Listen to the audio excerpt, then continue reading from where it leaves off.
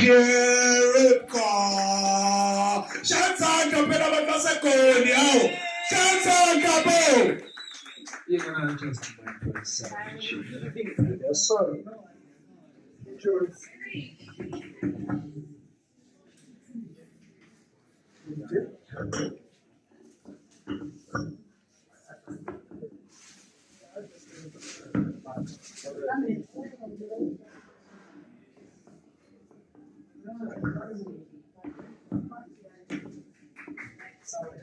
Why should you over there?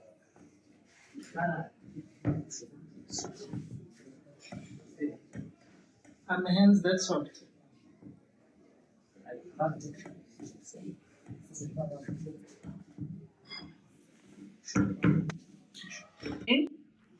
Wow. Hi, everybody. Wow. Hi. Is my yellow boneness that boring, guys? I don't know if it's... Oh, somebody said yes. Oh, wow. No. Oh, okay. How y'all doing? Are you all right? Yeah. My name is Torsten Rybka, and the reason why I call myself here on stage is because... Come on, somebody. I'm gonna do a couple of poems for y'all, and then let's get into it. Selector, may I have the backtrack, please, if you don't mind. While it does the things, I just want to say,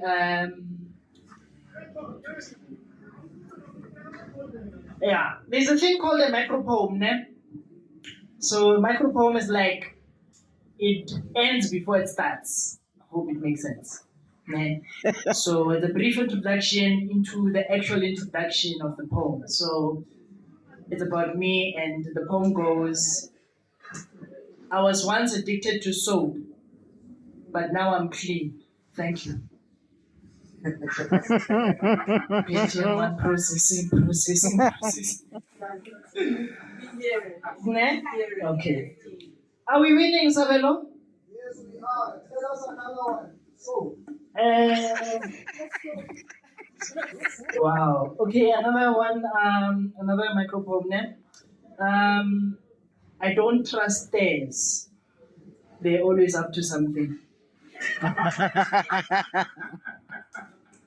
Stop. Another one. Another one. Yo. So, I take my relationship advices from horses, ne? Because they always have stable relationships.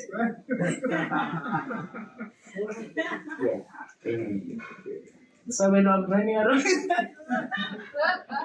you know. So I'm from Pretoria. I am a spoken word. Okay, an award-winning spoken word artist. I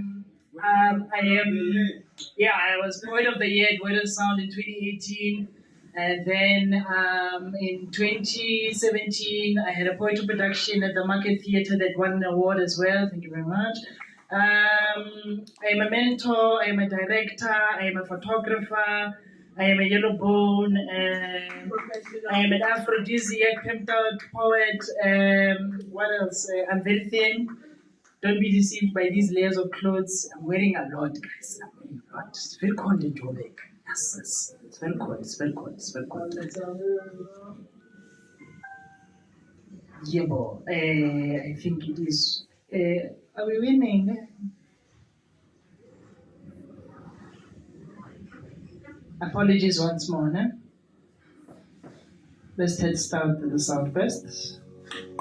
Can we lower it down a bit? Just a bit? Okay, cool. The house that I grew up in was built by two different worlds.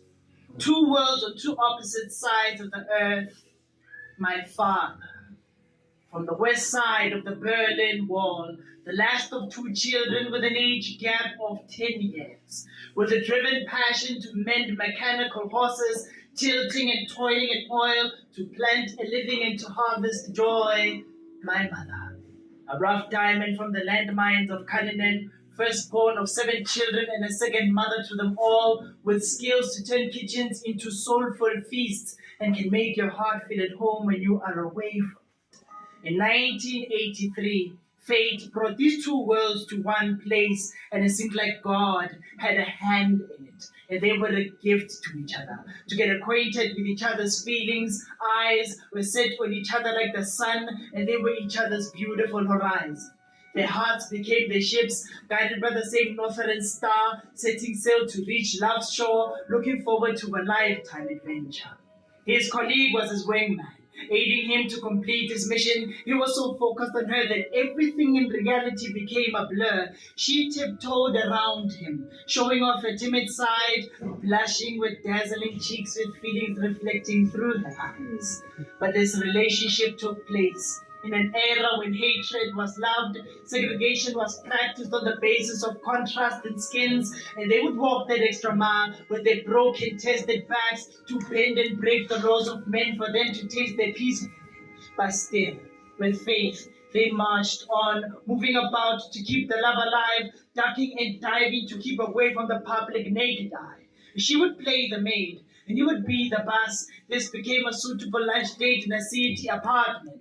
The owners would rant about this illegal love affair to the po-po for them to be caught red-handed. These news traveled fast, which caused a huge domino effect. His cousin disowned him as his tools got packed when he was sick, and he would disguise himself in a balaclava as she waited for him to arrive in the townships without being noticed. In the dusty streets of Shoshanguve, they made their secret means and ways. My grandparents struggled to accept this as it gave them sleepless nights. The neighbors would snitch on them, and they would call the army with ease. It became an immediate war zone as my father's head was kissed by guns, and my mother would cry on the shoulders of heaven, praying in tears, asking death not to steal his soul. At the very same time, they witnessed the firstborn a new seed. People would call their offspring with vile names such as fleas, and they were labeled as a walking sin, a blasphemy to the nation, condemned by lurking eyes and stoned by distant words. But still, they were happy and comfortable in each other's skin, fighting the negative with smiles, walking hand in hand years later.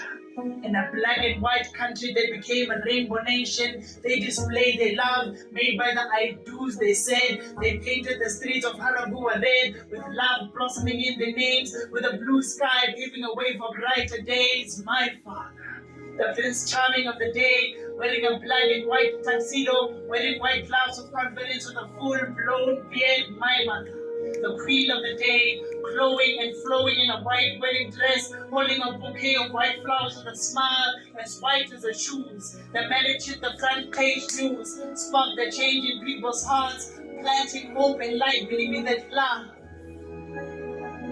can conquer any kind of war.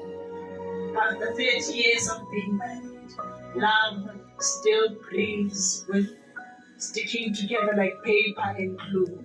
They managed to see it through the roller coaster ride called life, and against all odds, freedom cemented their love.